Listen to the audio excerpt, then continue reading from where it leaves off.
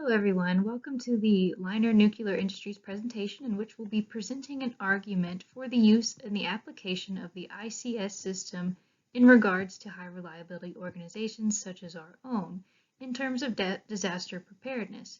I'd like to, in this disaster preparedness overview, share an example of a previous disaster in which we can learn from and adopt these principles and apply them using the ICS system in regards to our high reliability organization, which is a nuclear power plant, similar to that of 3 Mile Island. For the disaster preparedness overview, I chose what I believe to be a rather unique and interesting situation. So many would not consider 3 Mile Island to be a major disaster, but more of just a disaster that was averted. However, from a disaster preparedness point of view, there are so many things that can be taken from this event. While it may not fit the mold or come to everyone's mind as a major disaster, what we will learn in this presentation is exactly what made 3 Mile Island a disaster. I also chose this event because of my involvement in the proximity to the nuclear world. As you all know, we are Liner Nuclear Industries, and it's part of my career, and it is a great learning point when discussing the complexity of disasters and high reliability organizations. So during this presentation, we will discuss a variety of topics which pertain to emergency response and preparedness. The goal of this presentation is to take the lessons learned from 3 Mile Island and apply them to the modern nuclear industry for our own organization. The presentation will cover in order an overview of the event, the untimely response in regards to the community, the government, and the operators themselves, repercussions of the disaster, and applying lessons learned to the modern nuclear industry, as I said, in reference to our own organization and our nuclear power company, what we can do to improve emergency preparedness for Liner Industries, and then we'll close with our final arguments. Before we delve into the details of the events that took place at 3 Mile Island on March 28, 1979, it's important to define the term disaster. Many often associate disasters with significant loss of life or property. Major disasters such as 9/11 or Hurricane Katrina frequently come to mind. However, disasters do not simply fit into easily defined categories. There can be unusual situations, little to no loss of life, or limited damage to property. Consider the mass power crisis that took place in Texas in the year 2021. Many would consider the event disastrous, yet unconventional. And that was clear in the lack of a cohesive emergency response. Uncommon disasters can sometimes be considered the most dangerous, as complacency can lead to ill preparedness and poor communication in response to an unusual disaster. A disaster does not require the loss of life or property. In fact, the International Federation of Red Cross and Red Crescent Societies defines a disaster as an event that results in serious disruptions to the functioning of a community that exceed its capacity to cope using its own resources.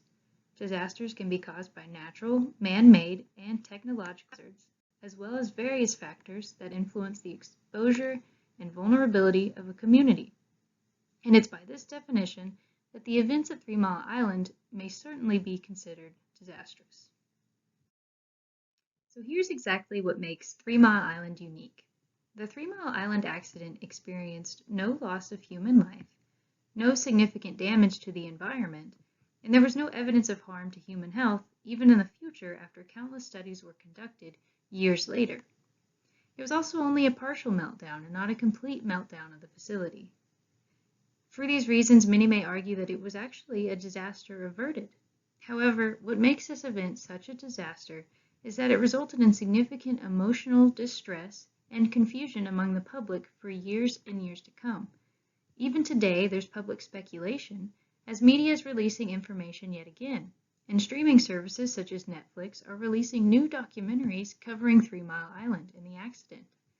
3 Mile Island is still on everyone's mind even today. There was also significant economic impacts. Significant amount of money was lost both from the business side of things and the community perspective. Changes in society's perception of nuclear power was also a result, and there was significant reform and changes in regulation after the event. It was also considered the most significant commercial nuclear accident in United States history, and it is still today one of the most studied disaster events so far.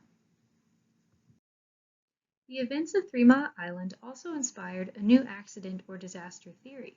It inspired Charles Perrow's book titled Normal Accidents.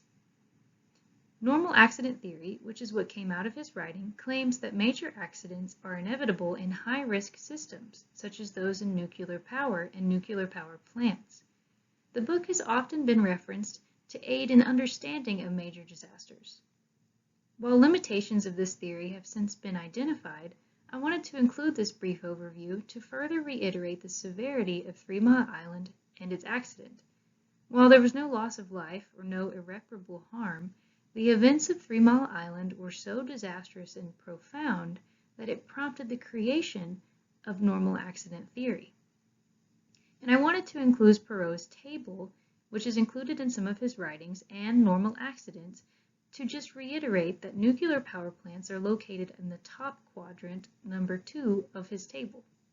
Here, what he's trying to demonstrate is that complex organizations such as nuclear power plants, which can be defined as high reliability organizations, and we'll get into detail about that later, but if you notice it's at the very top. As you increase towards the top corner of the table, you're including more high-risk organizations. So the higher that you go, the higher your risk and the more complex the organization is. So in his theory here, he's referencing that nuclear power plants are some of the most significant and risky organizations, which is why it's crucial to have disaster preparedness and a well-thought plan. Before we can discuss 3 Mile Island in detail, it's important to have a fundamental understanding of nuclear power and why nuclear power plants can be considered high risk.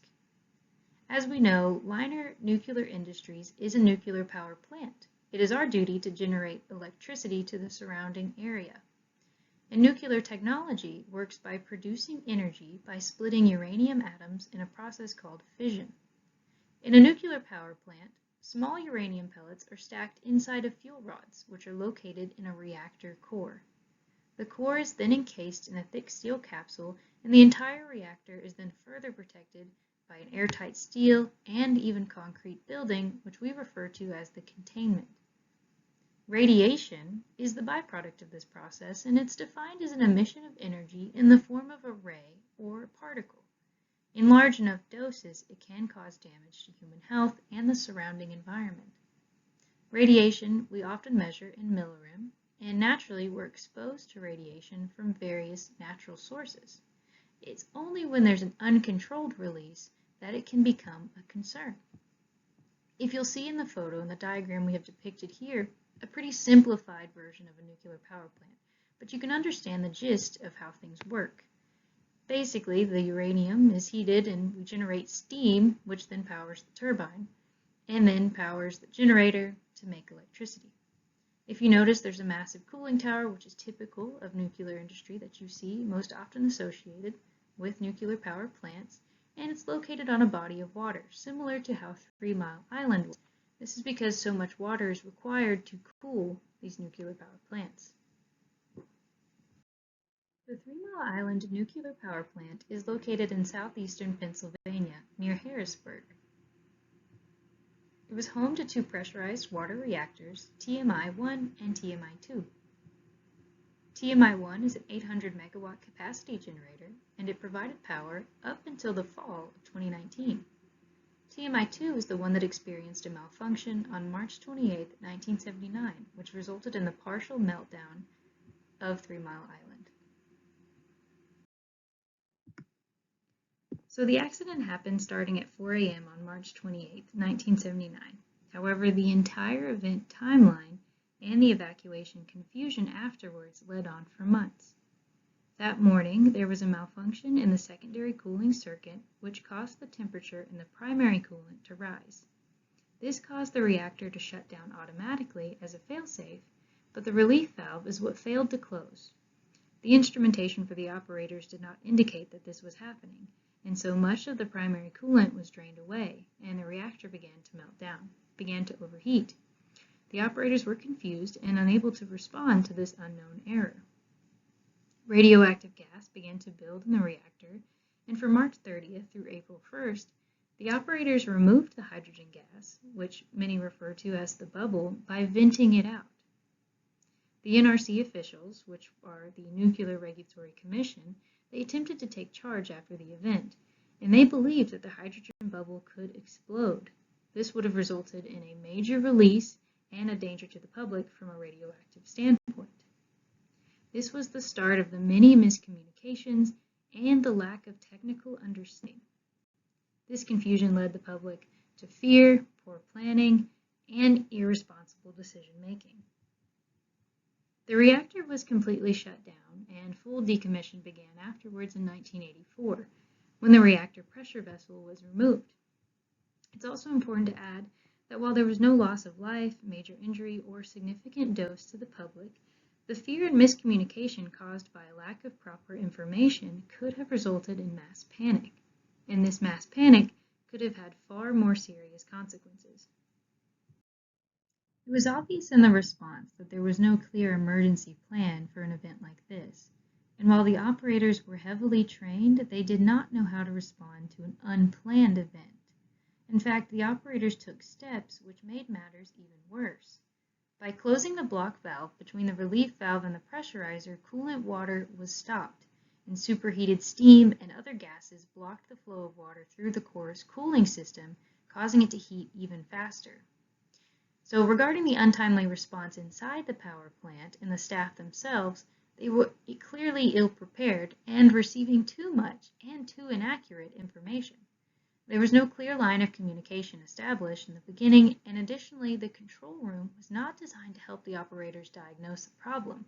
Its confusing layout and inaccurate instrumentation only led to more confusion. Improvements to the control room design and warning system could have helped the response. There was also a clear lack of operator training in an emergency like this. The operators did not have a standardized method of approach and instead were insistent on trying to find a solution to an unknown problem through a series of trial and error.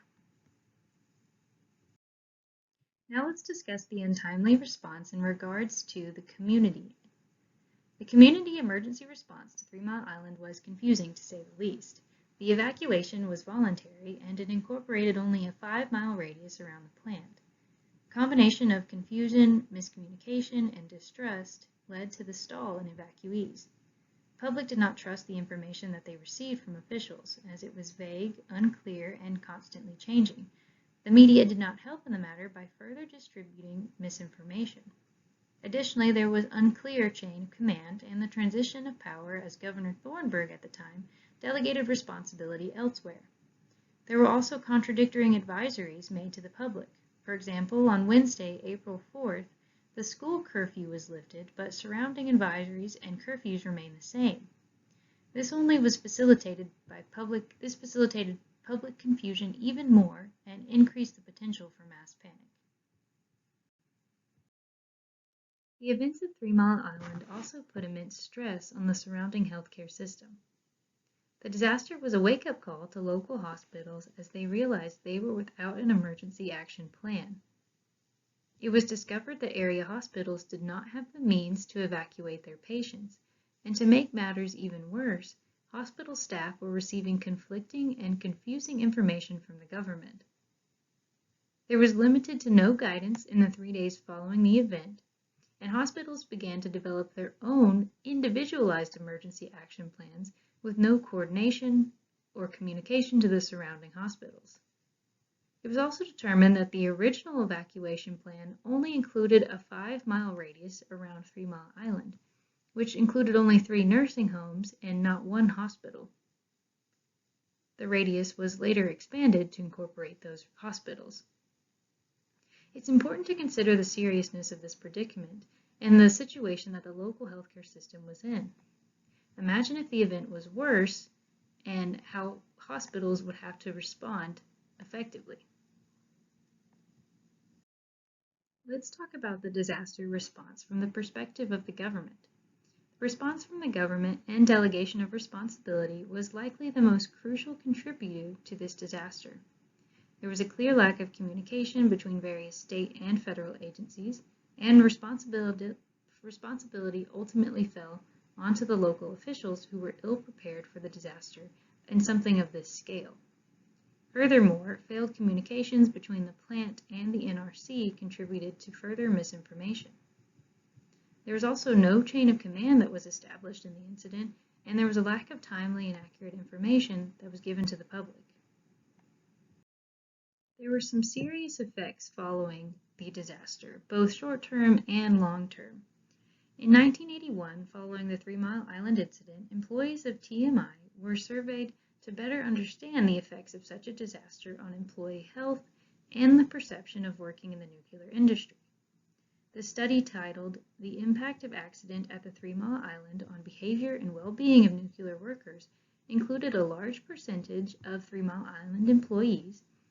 The employees were asked a series of questions pertaining to the event, and the survey found that over 40% of employees wished to leave the area entirely, and that the majority reported increased job dissatisfaction and fear.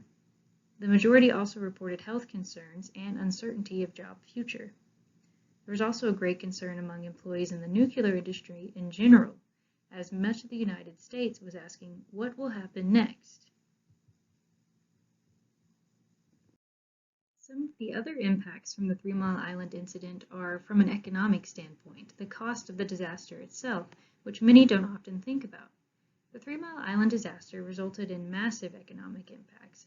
It not only affected communities on the local level, but the federal level as well, not to mention that there were severe changes in the perception of nuclear power, which forever tarnished the industry. If you look at the cost breakdown from 3 different perspectives, both the community, the individuals within the community, and the industry and government were affected, referring to the commercial industry and the government bodies that regulate them. From the community perspective, there was a major expense to the local police departments, not to mention the healthcare system that we discussed earlier. From the individual perspective, there was individual cost incurred to those who evacuated and to those who stayed at home.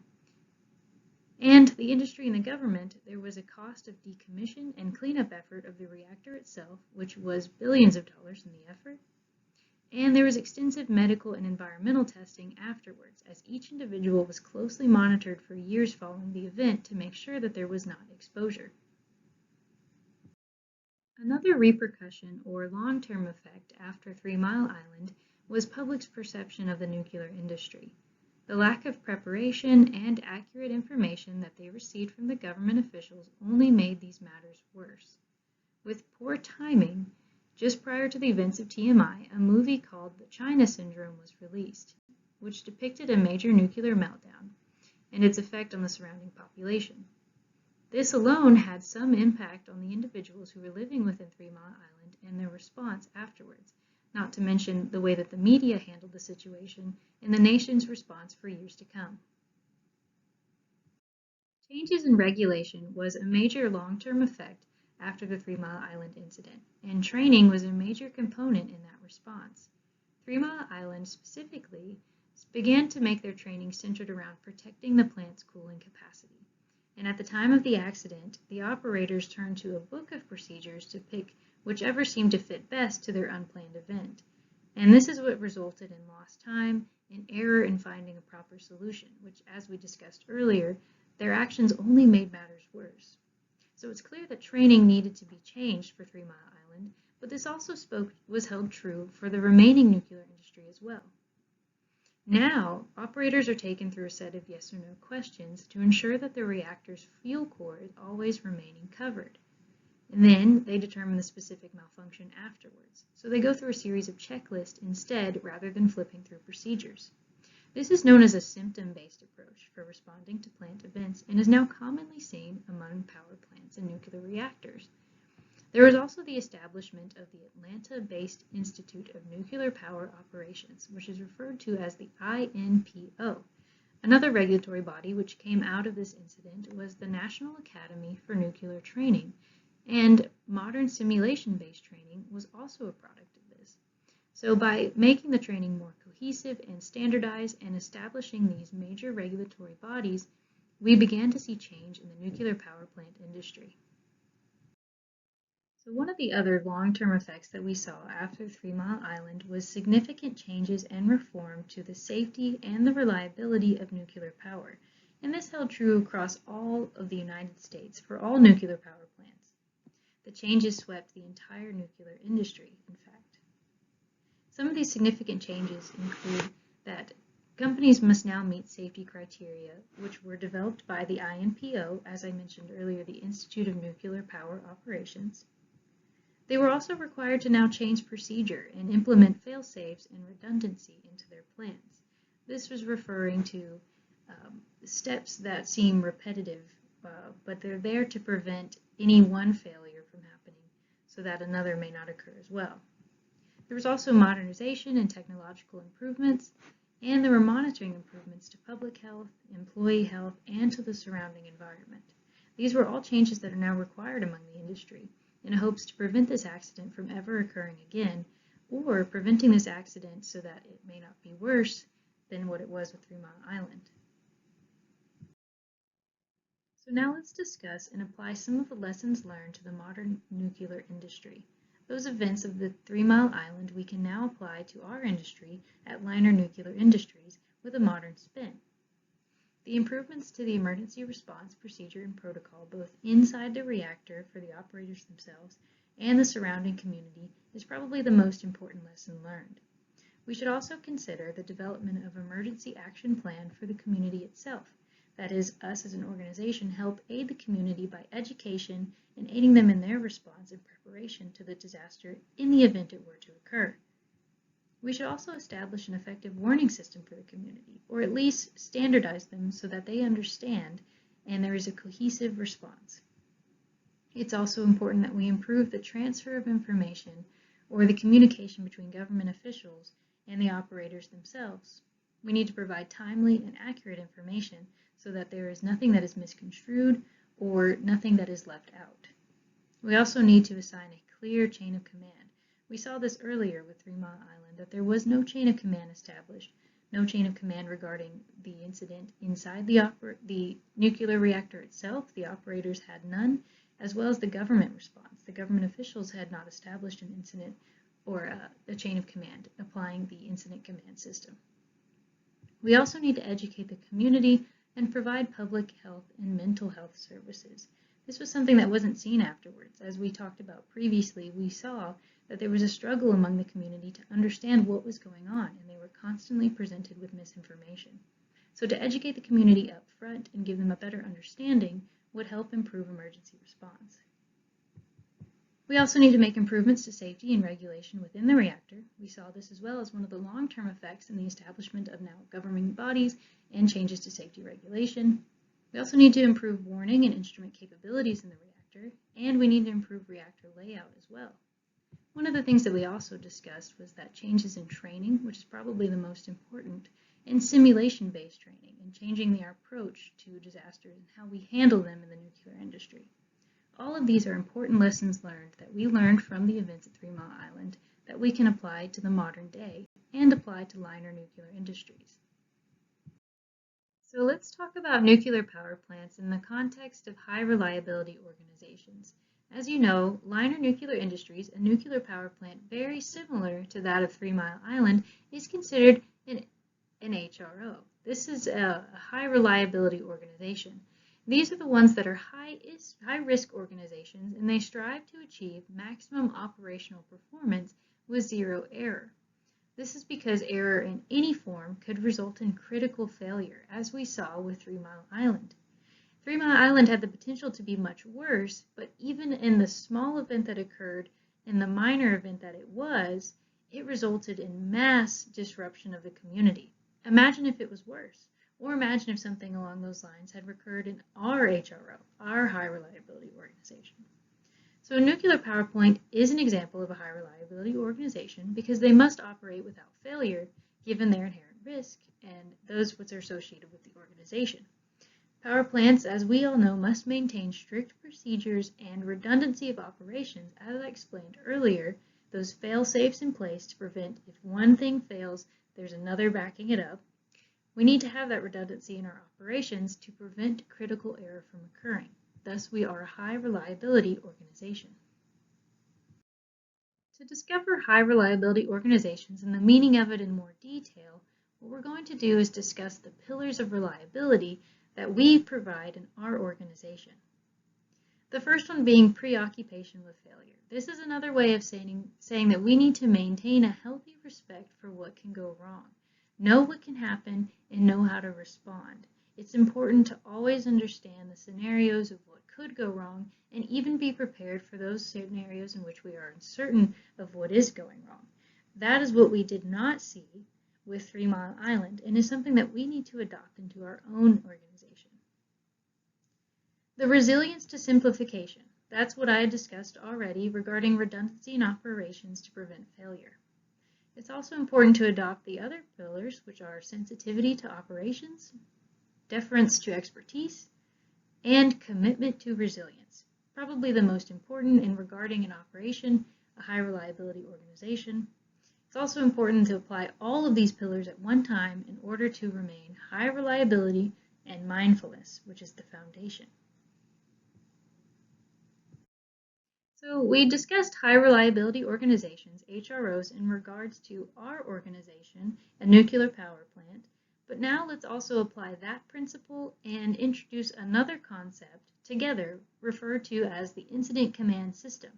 We'll talk about using the incident command system in high reliability organizations, how it wasn't used in 3 Mile Island, as we saw with the repercussions of the event and the response from each level of the community.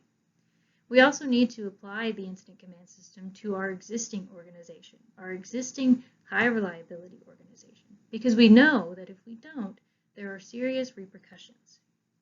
So the incident command system is a cohesive system in which you take multiple bodies, multiple governing agencies, and apply them into one unit, one single signified command, and there is a chain of command in which these information is distributed efficiently and quickly.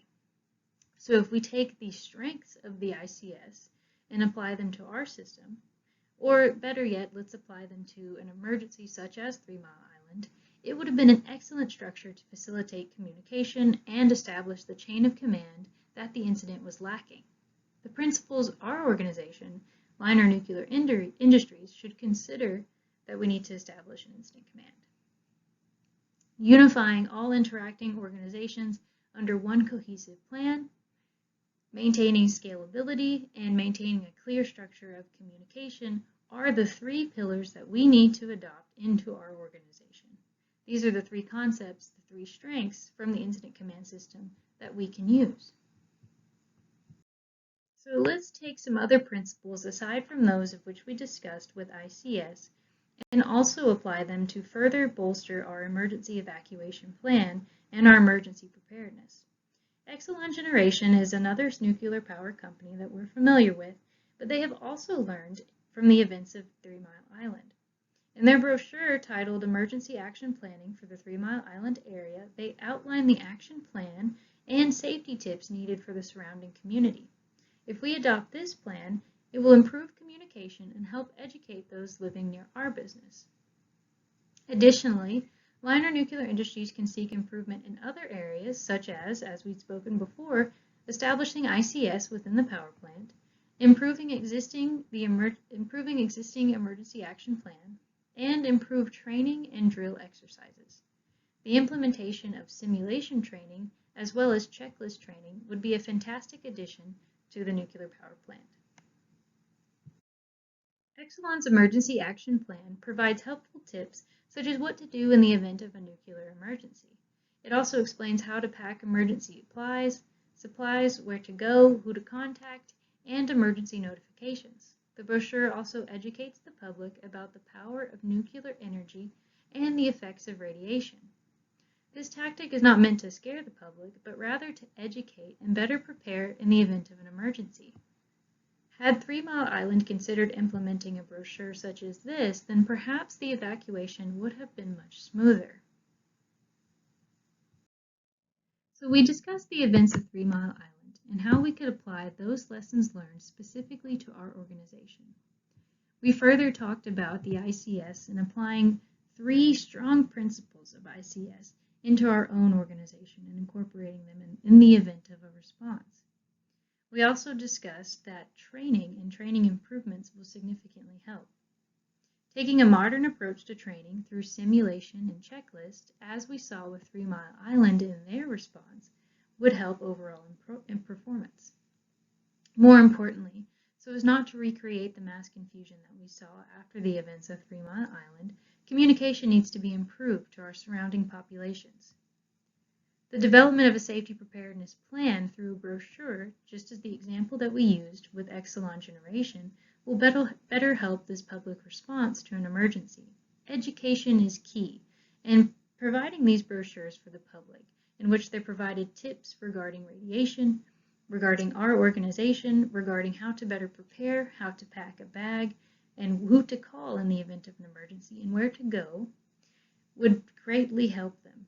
It would also prevent any communication, any miscommunication, and any of the panic that we saw with 3 Mile Island. We also discussed that operating a high reliability organization such as ours, it requires constant adjustment and improvement.